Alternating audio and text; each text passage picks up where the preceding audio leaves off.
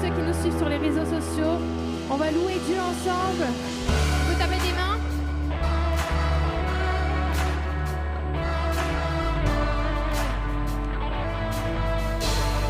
Il est présent parmi nous, on va le louer ce matin.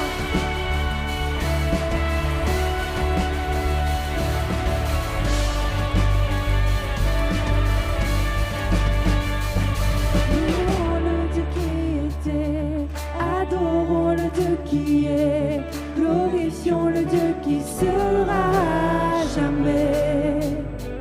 Il délivre les captifs, il ouvre la mer en deux, notre Dieu est victorieux. Quelle joie dans la maison du Père, quelle joie dans la maison de notre Dieu. Nous élevons nos voix, nous ne nous tairons pas. Quelle joie dans la maison du Père, oui, il est présent parmi nous. Nous élevons nos voix, nous ne nous tairons pas. Oh, oh, oh, oh, oh. Louons le Dieu qui guérit, louons le Dieu qui agit, louons le Dieu qui nous ouvre le chemin. Sur la croix il s'est livré, puis il est ressuscité. Notre Dieu nous redonne vie. Quelle joie dans la maison du Père, quelle joie dans la maison de notre Dieu. Nous élevons nos voix, nous ne nous tairons pas. Quelle joie dans la maison du Père, oui, il est présent parmi nous. Nous élevons nos voix, nous ne nous tairons pas. Nous étions mendiants, maintenant couronnés. Nous étions captifs, maintenant libérés. Nous sommes acceptés, pardonnés, par grâce rachetés. Que tes enfants, oh Dieu, te louent. Oui, chantons-le ensemble. Nous étions mendiants, maintenant couronnés. Nous étions captifs, maintenant libérés. Nous sommes acceptés, pardonnés, par grâce rachetés. Que tes enfants, oh Dieu, te louent. Quelle joie dans la maison du Père, quelle joie dans la maison de notre Dieu. Nous élevons nos voix, nous ne nous tairons pas. Quelle joie dans la maison du Père, oui, il est présent parmi nous. Nous élevons nos voix, nous ne nous tairons pas. Quelle joie dans la maison du Père, quelle joie dans la maison de notre Dieu. Nous élevons nos voix, nous ne nous tairons pas. Quelle joie dans la maison du Père, oui, il est présent parmi nous. Nous élevons nos voix, nous ne nous tairons pas. Oh, oh, oh, oh, oh, nous ne nous tairons pas. Oh, oh, oh,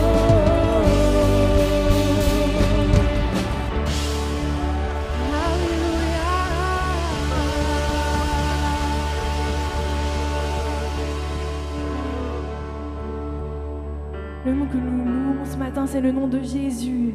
Et il est là dans ce lieu. Alors ouvre tes oreilles, ouvre ton cœur à lui ce matin.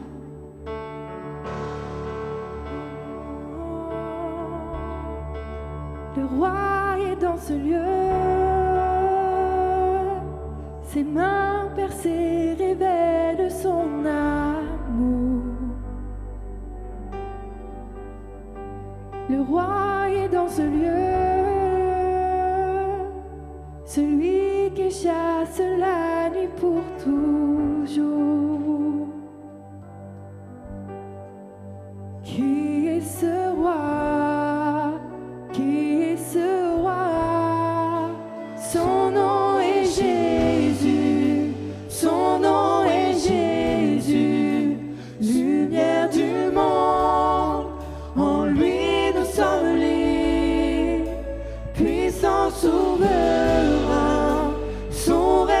sans fin, lumière du monde, en lui nous sommes libres. Le Sauveur est dans ce lieu, attendons-nous à vivre des miracles. Le Sauveur est dans ce lieu, aucun salut en dehors de sa grâce. Au son nous avons la victoire. Son nom est Jésus, son nom est Jésus, lumière du monde, en lui nous sommes libres. Puissant souverain, son règne est sans fin, lumière du monde, en lui nous sommes libres, en lui nous sommes libres.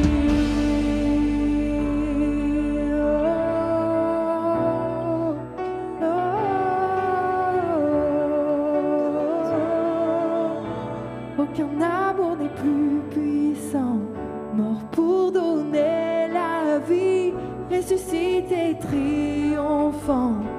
Aucun roi n'est comme lui, et toute autorité à jamais lui est soumise, victorieux couronné.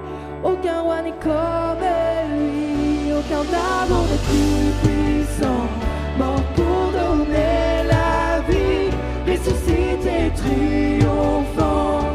Aucun roi n'est comme lui, et toute autorité à jamais lui est soumise, victorieux couronné. Aucun roi n'est comme lui. Oh, aucun roi n'est comme toi, Seigneur. Son nom est Jésus, son nom est Jésus, lumière du monde, en lui nous sommes libres. Puissant souverain, son règne est sans fin, lumière du monde, en lui nous sommes libres.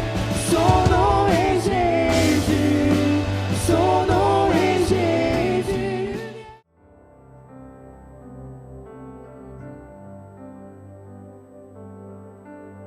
Si la lune me glace et le soleil menace,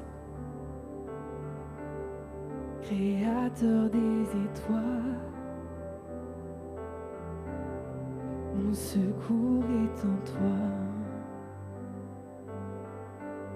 Si mes larmes ruissellent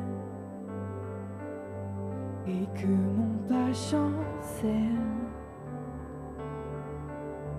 créateur de la terre, mon secours est en toi.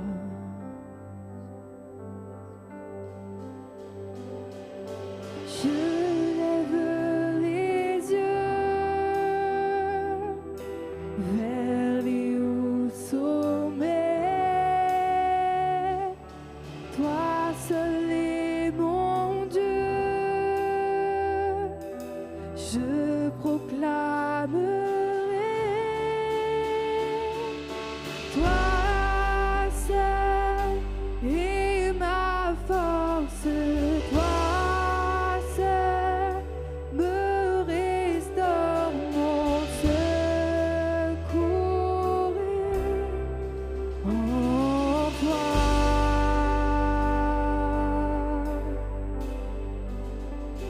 Toujours tu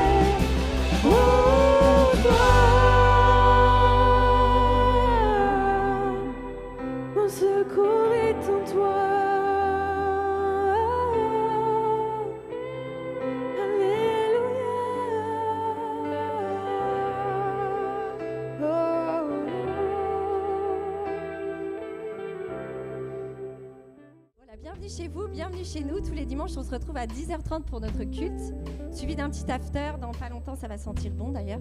Mercredi, la prière à 19h. On est une petite poignée de combattants à se réunir pour des sujets de prière, donc n'hésitez pas à nous rejoindre. Dimanche 7 décembre, les 10-12, les ados se réunissent à 10h30. Solide dans ma foi, active dans ma vie. Les tempêtes, comment rester debout? Dieu me rend solide. Toujours le 7 décembre, une après-midi festive dédiée aux enfants. Alors des structures gonflables géantes vont être installées, un baby-foot, un flipper, une bande de fléchettes, des pop-corn, du maquillage, voilà, tous les enfants sont les bienvenus. Le gala des jeunes adultes, vendredi 12 décembre à 20h, il est encore temps de s'inscrire auprès de Nanas, auprès de Manu et auprès de Laurine. Samedi 13 décembre, les femmes se réunissent pour un brunch de Noël avec un pull moche, il me semble, de Noël aussi, oui. Vous avez jusqu'à jeudi 11 pour vous inscrire et il y a un tarif de 5,50 €, je ne me suis pas trompée. Vendredi 19 décembre à 20h, le grand spectacle de Noël, la rédemption de Noël. Alors je crois qu'il ne reste qu'une 40aine de places. Donc là, il va falloir s'activer, les collègues, les amis, tous ceux autour de nous, les voisins, etc. Il faut que la salle soit remplie pour 19 décembre. 12 € pour les adultes, 8 € pour les enfants et gratuit pour les moins de 6 ans. Je crois que je vais laisser, non, je laisse pas tout de suite la place à mon chéri.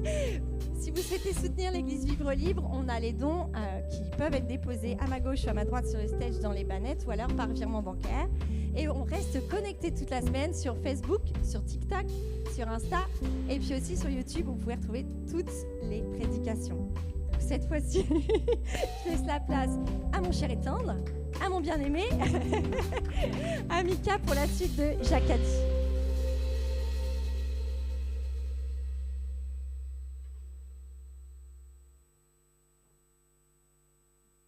Bonjour à tous, bienvenue.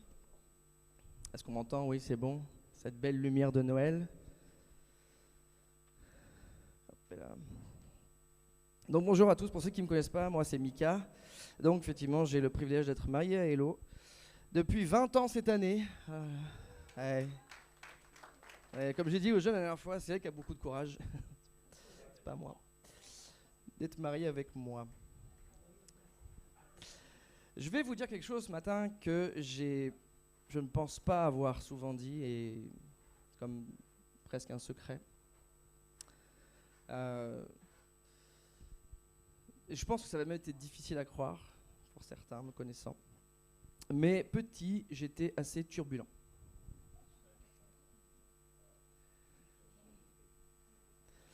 Je crois que l'une des phrases que j'ai le plus entendues dans ma vie, après, Mickaël, viens ici.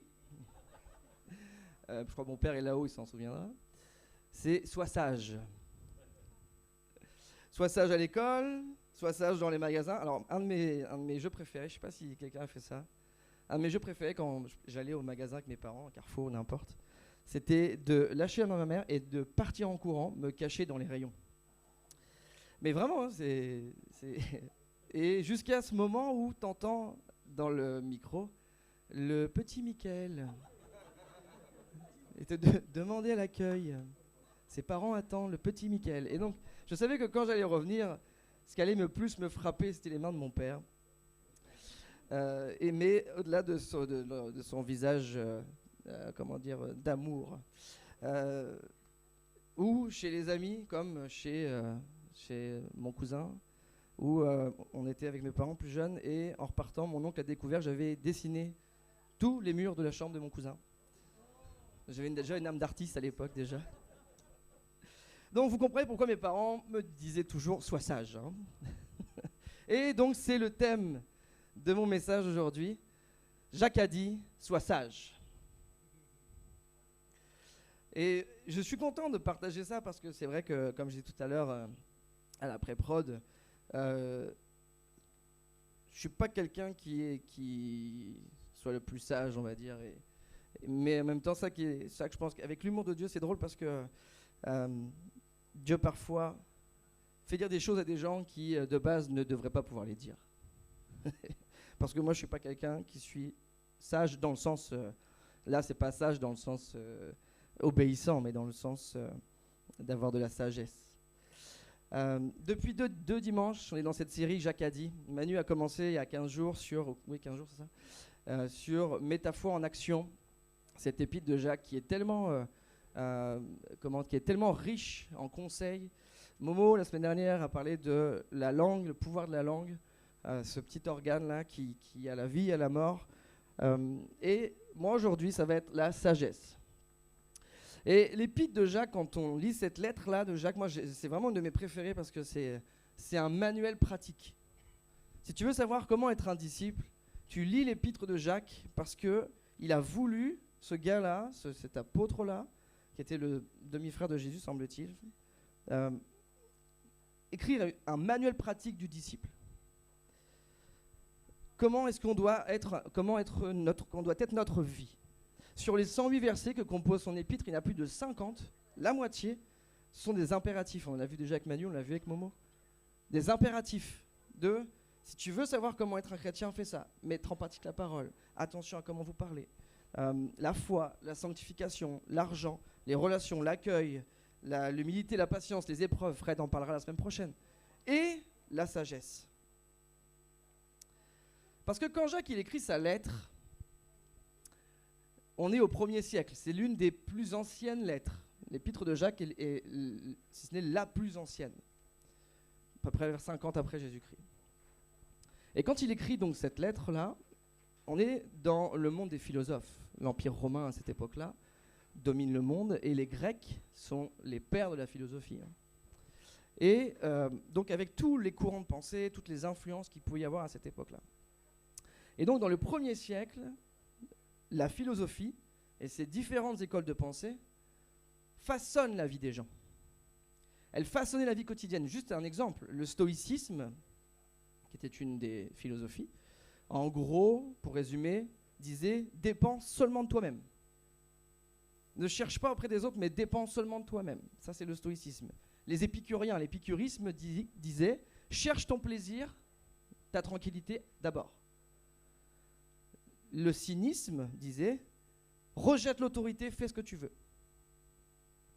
Et enfin aussi, l'Empire romain avait instauré ce qu'on appelle le culte impérial, le culte de l'empereur. C'était « conforme-toi, soumets-toi ». Et si on regarde bien aujourd'hui, on est un peu dans... Ces courants de pensée sont toujours les mêmes. Dans notre monde aujourd'hui, c'est toujours ce qu'on vit et ce qu'on entend. Dépends seulement de toi-même. Fais tout ce que tu peux par toi-même. Bâtis ta vie toi-même. Essaye d'avoir le meilleur métier. Essaye d'avoir la plus belle maison toi-même. Cherche ton plaisir, ta tranquillité. Toi d'abord. Toi. D'ailleurs, Paul, on l'a vu, Paul, on le sait, quand il va arriver à Athènes, il va parler avec les philosophes. Il va discuter avec eux, il va même prêcher. Et on en parlera après de la différence entre la vraie sagesse de Dieu et la sagesse des hommes. Parce que les philosophes de l'Antiquité accordaient beaucoup d'importance à la sagesse. Philosophie, ça veut dire amour de la sagesse. Et les Grecs, donc, utilisaient ce mot pour définir un peu ce qu'était que la sagesse à l'époque. C'est de la capacité de comprendre la réalité et d'y réagir de manière équilibrée et réfléchie d'abord pour soi. Ça, c'est la définition de la philosophie de la sagesse chez les Grecs. Okay ? Comprendre la réalité dans laquelle on est et réagir à cette réalité de manière équilibrée et réfléchie. Ça paraît quand même être quelque chose d'assez logique. Pour les Juifs, le mot sage signifie l'application méthodique à la vie de tous les jours de la vérité qu'ils ont acquise par le discernement et la connaissance. C'est un peu compliqué ça, c'est pas de moi. La sagesse pour les Juifs, c'était d'appliquer d'une façon méthodique à sa vie la vérité que j'ai comprise au travers de ma connaissance et au travers du discernement. Et on s'approche un peu plus de ce que c'est que la sagesse de Dieu. Au milieu de tout ça, Dieu, au travers de Jacques, va écrire cette lettre, il va envoyer cette lettre, il va donner aux chrétiens la révélation de ce qu'est la vraie sagesse. Pas celle qui vient d'en bas, celle qui vient d'en haut. Jacques, il appelle la sagesse d'en haut. Et c'est de cette sagesse-là qu'on va parler aujourd'hui. C'est littéralement la transformation intérieure par la vie de Christ en moi qui va me permettre de vivre selon la volonté de Dieu. Si tu veux être sage, il n'y a qu'une personne, c'est Jésus. Je pourrais m'arrêter là en fait. Parce que tout ce qu'on va dire là se résume en un seul nom, Jésus. Toutes nos situations, tout ce qu'on vit, tout ce qu'on espère, tout ce qu'on rêve, tout ce qu'on affronte, ne peut s'affronter que par Jésus, avec Jésus, qui va agir à l'intérieur de nous et qui va nous communiquer cette sagesse de Dieu par le Saint-Esprit.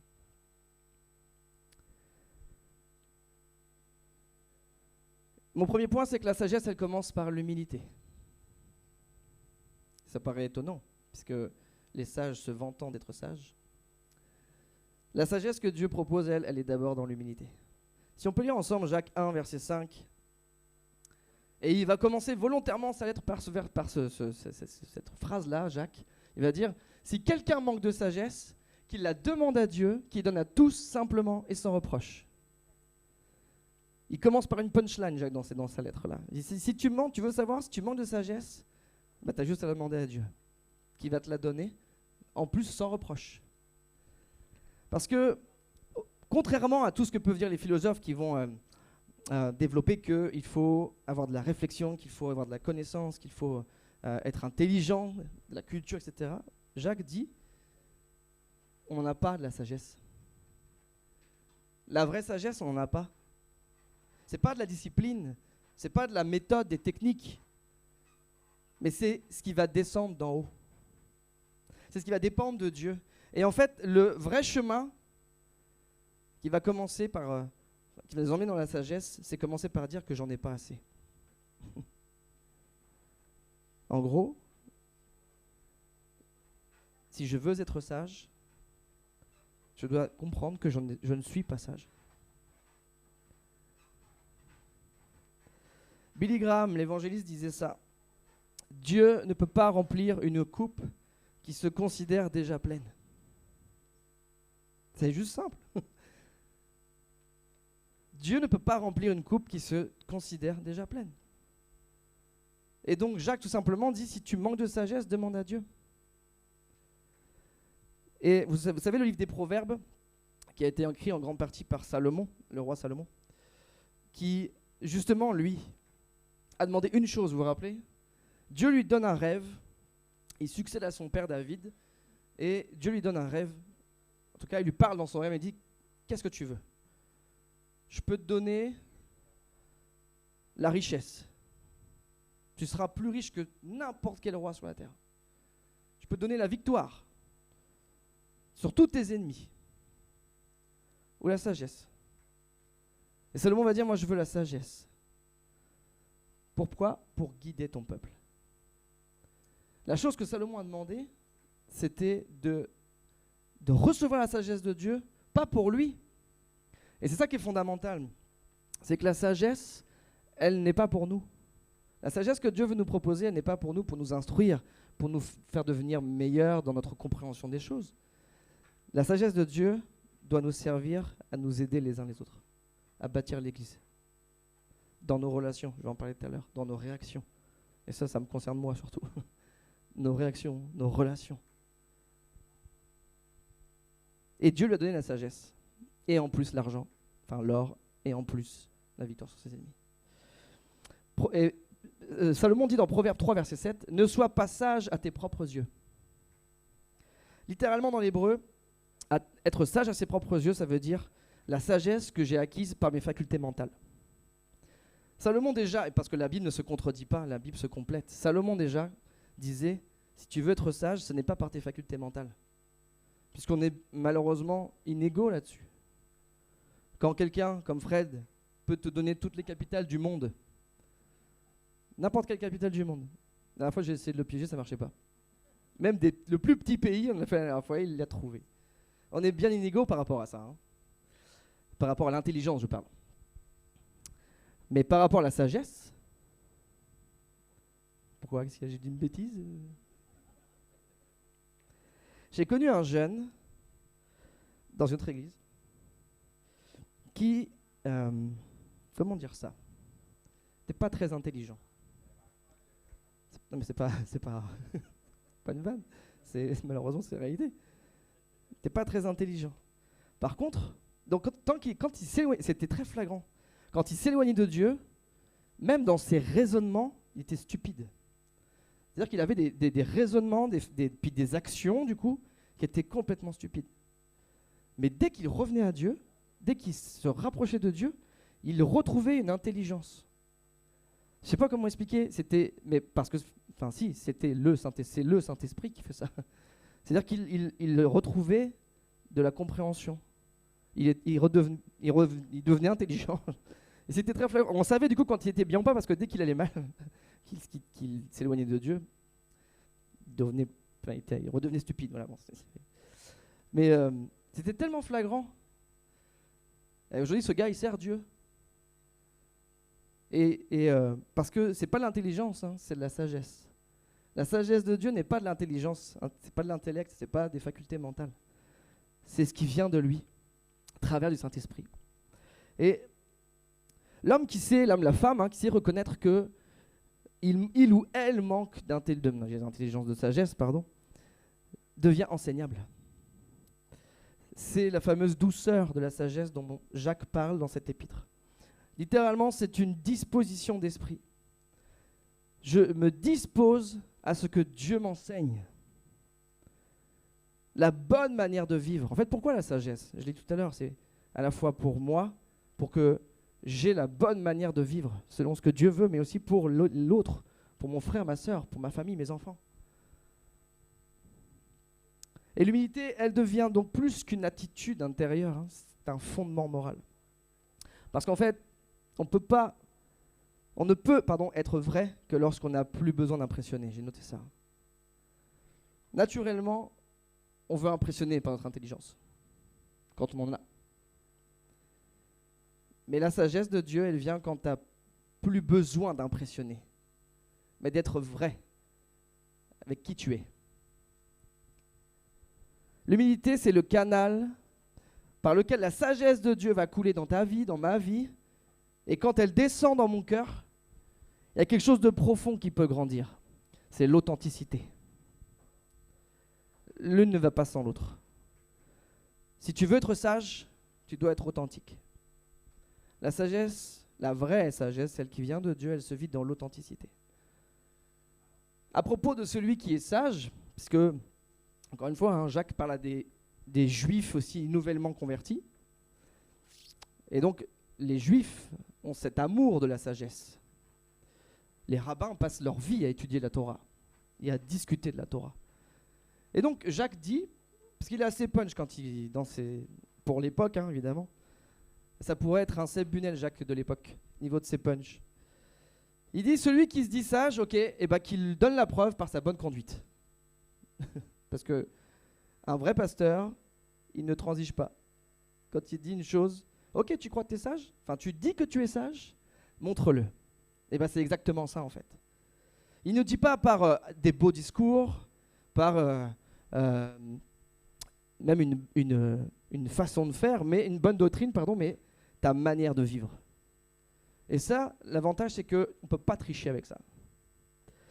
Le théologien John Stott disait « L'authenticité chrétienne signifie que notre vie privée soutient notre vie publique. » Et là, on va toucher à quelque chose qui est compliqué pour nous. Hein.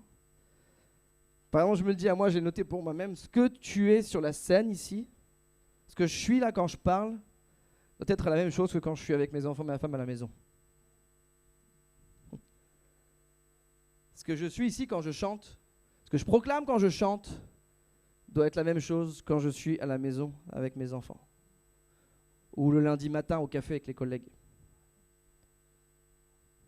On en parle souvent, Manu il le dit souvent que ses collègues savent qu'il est chrétien, qu'il est pasteur même. Mais au-delà de ça, le témoignage est le même. C'est pas du tout pour t'encenser. Mais te connaissant, on sait que c'est vrai. Que Manu est le même quand il est ici, quand il nous parle, que quand il est demain matin au boulot, au café, avec la sœur de Rico à l'embêter. Je dois être le même quand je chante le dimanche ici, que quand je suis le lundi matin au boulot avec mes collègues. quand j'étais dans un autre lycée aux Andelys, une fois, il y a le CPE est venu me voir. Bon, je venais d'arriver, ça faisait 6 mois, quoi, je veux dire. Et il me dit, t'es bizarre, toi. Il dit, tu chantes tout le temps. Je me rendais même pas compte, en fait. Il me dit, c'est bizarre, dès qu'on se croisait, je chantonnais tout le temps. Effectivement, je chante tout le temps, même sans m'en rendre compte, du coup. Il me dit, c'est étonnant, parce que t'es toujours joyeux, tu respires la joie. C'est bizarre. Alors je lui ai dit rapidement, pourquoi? Parce que j'étais chrétien, que je croyais en Dieu, que Jésus vivait en moi. Je suis pas parfait, hein, loin de là. Mais le témoignage, ça m'a surpris parce qu'en fait je me rendais pas compte que je chantonnais, que je chante.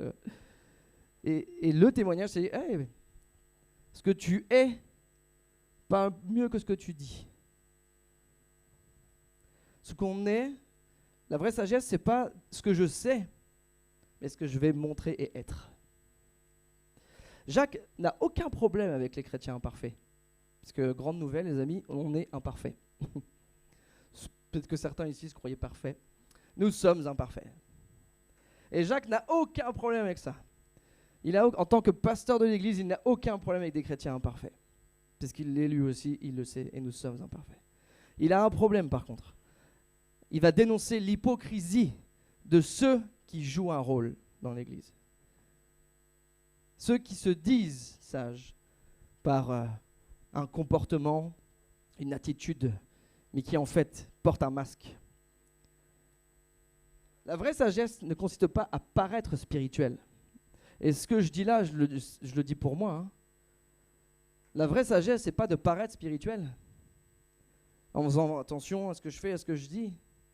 La vraie sagesse, c'est d'être vrai, authentique. Mais authentique aussi dans sa faiblesse, puisque nous sommes faibles. Mais par la grâce de Jésus, nous sommes forts. Amen. L'authenticité, elle va te libérer du poids de l'image. On est dans un monde moderne où l'image est devenue un dieu même. Nos jeunes là, qui passent leur temps sur TikTok, sur Snap, parce qu'en même temps c'est ce qu'ils connaissent eux. Hein. On en parlait hier, on a connu le 3310 nous. Hein. Le fameux 3310, ce téléphone dont la batterie durait pendant des semaines, mais où tu ne pouvais absolument pas prendre de photos évidemment. Et les réseaux sociaux, ils ont créé ce culte de l'image aujourd'hui. Hein. Les premiers chrétiens avaient le culte de l'empereur. Nous, aujourd'hui, on a le culte des réseaux sociaux. On a le culte de Snap, d'Insta et de TikTok. Et malheureusement, parfois même dans l'église, certains se sentent obligés de jouer un rôle. Et on a connu même des pasteurs, j'ai connu des pasteurs qui se sentaient même obligés de paraître infaillibles. Un super-héros chrétien où on ne peut pas montrer qu'on ne va pas parce que du coup, qu'est-ce que les gens vont penser de nous ?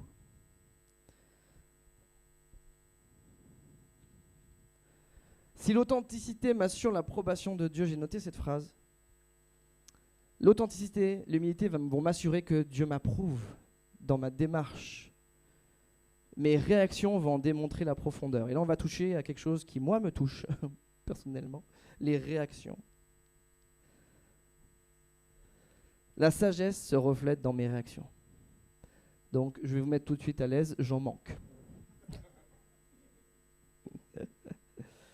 Le meilleur test pour savoir si tu es sage, c'est ta capacité de réagir à des réactions. C'est ça qui va révéler notre cœur. Et typiquement là, aujourd'hui, par exemple, on est dans une saison là, où le spectacle approche, on est à 3 semaines, c'est ça à peu près, ouais. Un petit peu moins. Et la pression commence à monter évidemment. Hein. On répète, on bosse, etc. Là, on décore. Hier, plusieurs jeunes étaient là, ils ont décoré. C'est magnifique. Mais la pression avance. Et la sagesse va se démontrer dans nos réactions. Quand la pression va commencer à monter. C'est là, en fait, que Dieu nous attend. Nous, les leaders, par exemple, dans chacun de nos domaines. C'est là que Dieu nous attend dans les réactions qu'on va avoir. La sagesse. Jacques 1,19, il dit que chacun de vous soit toujours prêt à écouter et qu'il ne se hâte pas de parler, ni de se mettre en colère. Je vais le répéter quand même. Que chacun de vous, Mika, soit toujours prêt à écouter, ne te hâte pas de parler et surtout de te mettre en colère. Pourquoi est-ce qu'il dit ça? Tout le monde peut paraître sage quand tout va bien. Même le fou peut paraître sage quand il ne dit rien. Mais le cœur transformé va se révéler au milieu de la tempête. Au milieu d'une situation où tu vas être confronté à de la tension, à de l'opposition. La vraie sagesse va se manifester là. Les réactions dans l'épreuve, c'est la réalité de la foi. Jacques peut se permettre de dire, et je ne vais pas spoiler ce que va dire Fred la semaine prochaine, qu'on peut considérer les épreuves comme un sujet de joie. Il est sérieux? Jacques dit, considérez les diverses épreuves comme un sujet de joie. Tous ceux et celles ici qui sont passés par des épreuves, je pense qu'on a du mal à dire que c'est un sujet de joie. Mais Jacques veut nous amener à comprendre que ces épreuves-là c'est pas parce qu'elles sont agréables, mais c'est parce qu'elles vont révéler ton niveau de sagesse. C'est pas la situation qui te définit dans tes réactions avec ceux avec qui tu vis l'épreuve, par exemple. Ce n'est pas la situation qui va te définir, mais ce sont tes réactions au milieu de ces situations qui vont révéler ton niveau de sagesse et là où tu en es avec Dieu dans ta vie. Parce que les réactions sages, comme Dieu les entend, elles ne viennent pas de nous. Parce que naturellement, quand quelque chose va m'agacer, qu'est-ce que je vais faire? Je vais exploser. C'est naturel. Malheureusement, ça fait du bien, mais ça me fait du bien à moi, mais pas à celui en face. C'est vrai, Donc finalement, c'est très égoïste, parce que moi, ça me fait du bien, je me décharge, mais l'autre en face, comment il le prend? Et le fruit de l'esprit, je ne vais pas développer ça, parce que ça pourrait être une étude complète, mais le fruit de l'esprit va développer en nous le caractère de Jésus. La vraie sagesse, c'est Jésus. La sagesse est une personne, Proverbe le dit. La sagesse crie dans les rues. La sagesse, elle a été personnifiée, Paul le dit, en Jésus. Et le Saint-Esprit va venir développer en nous le fruit de l'esprit, qui est le caractère de Jésus. La sagesse, elle va calmer la colère. Tu sais quand ça commence à monter là. Et je me rends compte qu'avec le temps, on devient plus sage. Il y a 20 ans, je me rappelle quand on était à Marom, responsable jeunesse avec Hello, effectivement, j'étais beaucoup moins sage. Mais en fait, c'est que tu te prends des claques qui vont t'apprendre en fait aussi à devenir sage. Charles Spurgeon disait « Le calme du chrétien dans l'épreuve prêche un sermon plus fort qu'un millier de paroles. » Tu veux être sage? Laisse le Saint-Esprit développer en toi le caractère de Jésus. On a besoin, c'est vrai. La sagesse va calmer la colère, elle va ralentir la langue et elle va dompter l'impulsivité.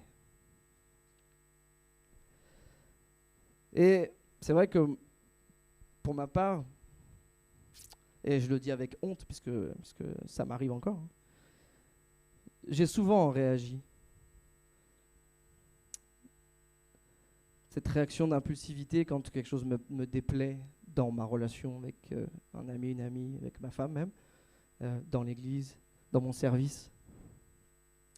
Et malheureusement, j'ai même vécu des ruptures de relations d'amitié à cause d'une réaction. Et la sagesse va protéger ton témoignage. Puisque on est d'accord que on passe plus de temps à l'extérieur qu'à l'église. On passe plus de temps au travail qu'à l'église. Et notre sagesse, elle va se manifester, par exemple, au travail, dans notre famille, avec nos enfants, avec nos frères et sœurs, peut-être qui ne sont même pas chrétiens. Et la sagesse de Dieu va se manifester là, dans notre témoignage. Et on ne peut pas parler de sagesse dans mes réactions sans parler de bien choisir ses relations. Ça, c'est peut-être un point en plus pour les jeunes. Mais en tout cas, Il y a un proverbe français qui dit « Dis-moi qui tu fréquentes et je te dirai qui tu es ». C'est vrai ou pas? D'accord, hein? Dis-moi qui tu fréquentes, je te dirai qui tu es. Et pour Jacques, la maturité spirituelle, elle se voit dans la manière dont je traite les autres. Il dit la vraie religion, qui est pure, c'est de visiter les veuves et les orphelins. En gros, il dit c'est de prendre soin des plus faibles. Si tu veux plaire à Dieu, prends soin des plus faibles. En fait, plus tard, je prends la bouteille, mais je la bois pas. Bon, c'est pas grave. Ceux qui peuvent ne rien te donner en retour. Dans le chapitre 2, Jacques 2, verset 1, il va dire, un des points les plus relationnels de son épître, « Mes frères et sœurs, gardez-vous de tout favoritisme. » Je crois que je l'avais noté. Je ne sais plus. Il va dire, « Mes frères et sœurs, gardez-vous de tout favoritisme. » Je ne crois pas où, en fait, je l'ai rajouté. En gros, il donne l'exemple. Si tu accueilles dans l'église, si Manu accueille quelqu'un qui est riche, et il lui dit, viens devant, sachant qu'il est riche et que donc il peut donner une offrande confortable. Hein. Vas-y, viens, mets-toi là, viens.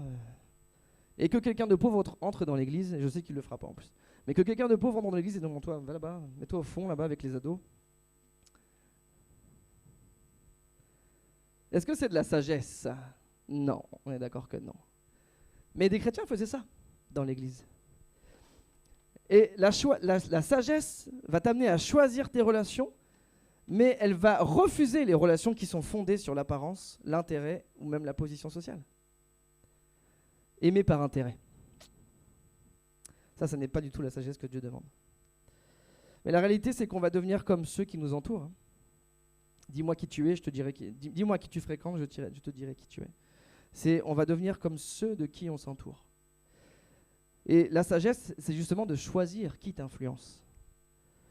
Quand on grandit, effectivement, on comprend que tu influences ou tu es influencé. La sagesse qui vient de Dieu va t'amener à choisir qui va t'influencer. Même au sein de l'Église, hein, d'ailleurs. Et la sagesse qui va grandir en toi va te pousser donc à t'éloigner t'éloigner des relations toxiques. Éviter ces fréquentations qui vont t'éloigner de Dieu, qui vont t'éloigner de l'Église, mais développer des relations sincères, spirituelles, des relations vraies, et qui vont te connecter à des modèles qui vont t'édifier. Ça, c'est la sagesse.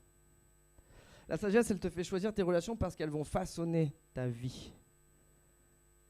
La sagesse qui vient de Dieu t'amène à choisir tes relations et non pas les subir. Finalement, et vous pouvez venir les gars à la louange, pas voulu être long, parce que pour moi il y a une seule chose qui importe. C'est quoi la dose de Jésus dans ta vie? C'est quoi la dose de Jésus dans ma vie? Parce que finalement être sage, c'est pas un idéal réservé à une élite spirituelle. C'est pas les plus intelligents. Ça n'a rien à voir avec ça. Ce n'est pas le fruit d'efforts intellectuels, ni de discipline personnelle. Mais la sagesse va puiser sa source dans ma relation avec Jésus. Tu veux savoir comment affronter cette épreuve aujourd'hui? Tu veux savoir comment gérer cette situation aujourd'hui? Appelle Jésus. Ça paraît, en fait, quand je me disais ça tout à l'heure, ça paraît tellement banal. Je ne sais pas comment le dire. Ça paraît tellement simple. La solution à toute situation, c'est Jésus. Il n'y a pas d'autre. Je ne sais pas comment le dire autrement, en fait. Il n'y a pas d'autre solution que Jésus dans ma vie. Et je ne veux pas faire un appel ce matin. Je veux juste, je prie seulement que le Saint-Esprit te fasse comprendre que il te faut plus de Jésus. J'ai besoin de toi, Seigneur. Plus qu'un style de vie, plus qu'un mode de vie. La sagesse sera la conséquence de la vie de Jésus en toi. La sagesse, c'est une personne. Et cette personne, c'est Christ. Et cette personne veut habiter en toi. Alors, est-ce qu'on peut juste fermer les yeux quelques instants?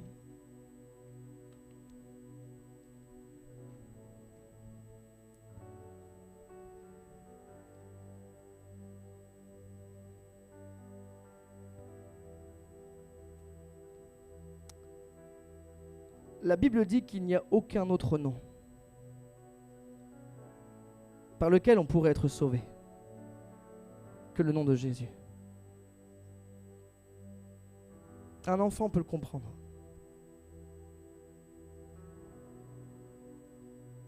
Je veux déclarer sur ta vie ce matin que ce dont tu as besoin, c'est Jésus. Parce que Jésus, c'est pas un concept, c'est pas une philosophie. C'est pas la sagesse d'en bas. Jésus, c'est Dieu incarné. C'est Dieu qui est descendu sur terre. Révéler l'amour du Père. Jésus est vivant. Il est ressuscité au 3e jour. On va célébrer bientôt sa naissance avec Noël. Mais je veux déclarer, je veux proclamer que tu as une seule chose à faire. Si tu veux recevoir cette sagesse, reçois Jésus dans ton cœur. Que tu sois jeune chrétien, jeune converti, ancien depuis 40 ans dans l'église, plus de Jésus. Plus de toi, Seigneur. Je ne veux pas faire d'appel sur le devant ce matin. Même après, je vais laisser Manu diriger. Mais dans tout ce qu'on vit, et c'est vrai qu'on vit des tempêtes,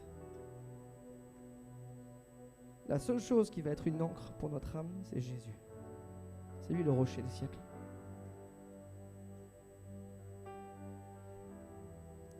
Est-ce que tu veux faire cette prière avec moi ce matin? Même pas à voix haute.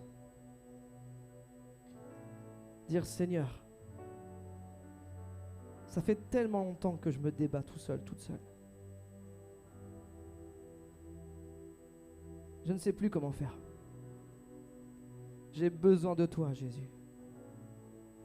Dans ta grâce, viens maintenant. Entre dans mon cœur. Fais ton œuvre en moi, Seigneur. Restaure-moi. Guéris-moi. Pardonne mes péchés. Et conduis-moi sur le chemin de la sagesse. Au nom de Jésus, amen.